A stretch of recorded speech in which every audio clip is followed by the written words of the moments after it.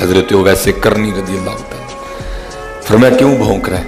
तेरे आगे से उठाया, तू अपना उठा मुझे अपना उठाने, तू अपना तलाश कर मुझे अपना तलाश कर। फिर दिल मुबारक में को ख्याल आया, फिर कुत्ते को मुखातब करके फरमाते हैं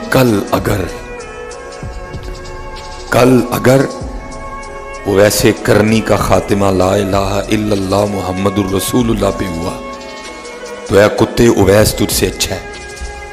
और अगर मरते वक्त उवैस को कलमा नसीब ना हुआ तो या कुत्ते तू उवैस से अच्छा है। और लिखा है कि जब रात आती थी तो हजरत वैसे करनी रज़ी अल्लाह तआला अन्हु इशा की जमात से फरागत हासिल करके अपने हुजरे में तशरीफ़ ले आते और अपने नफ्स को मुखातिब करके कहते कि आज क़याम की रात है, सारी रात अल्लाह के हुजूर क़याम में गुजारते।